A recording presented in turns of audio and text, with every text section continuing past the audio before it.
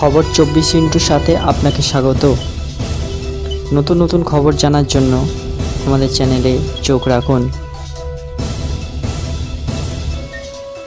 নমস্কার দর্শক বন্ধুরা, খবর 24 সাথে আপনাকে স্বাগত। বিজেপি ক্ষমতায় এলে 2025 সালেই বদলে যাবেন প্রধানমন্ত্রী। নরেন্দ্র মোদীকে সরিয়ে প্রধানমন্ত্রী হবেন অমিত শাহ। জেল থেকে বেরিয়েই এমন চাঞ্চল্যকর দাবি করেছিলেন দিল্লির মুখ্যমন্ত্রী অরবিন্দ কেজরিওয়াল। বিজেপির তরফে কেজরিওয়ালের এই দাবি উড়িয়ে দেওয়া হলেও আজ ফের একই দাবি করলেন দিল্লির মুখ্যমন্ত্রী। অখিলেশ যাদবকে পাশে নিয়ে কেজরিওয়াল বলেন, প্রধানমন্ত্রী মোদী তো কখনো বলেননি যে তিনি 75-এ অবসর দেবেন না। দিল্লি আবগারি মামলায় হাজতবাস করতে হয়েছে দিল্লির মুখ্যমন্ত্রী অরবিন্দ কেজরিওয়ালকে। ভোটের মাঝেই তিনি জামিন পান।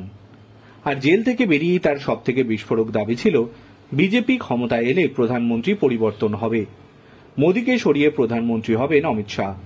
তার কথায় প্রধানমন্ত্রী মোদী নিজেই বিজ্ঞপ্তির অন্তরে এই নিয়ম তৈরি করেছেন যে 75 বছরের পরে নেতাদের অবসর নিতে হবে।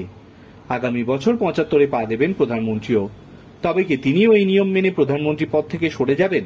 অমিত শাহ থেকে শুরু করে বিজেপির নেতারা কেজরিওয়ালের এই দাবি উড়িয়ে দিলেও এই দিন উত্তরপ্রদেশ থেকে ফের একই তত্ত্ব তুলে ধরলেন কেজরিওয়াল। বললেন, প্রধানমন্ত্রী তো 75-এ অবসর নেবেন না, এমনও বলেননি।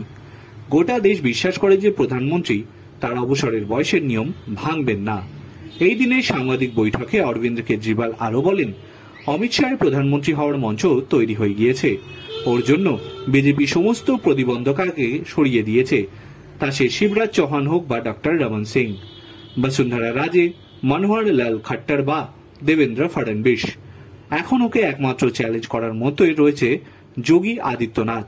তাকেও 2-3 মাসে সরিয়ে দেওয়া হবে। ব্যুরো রিপোর্ট, খবর 24/7।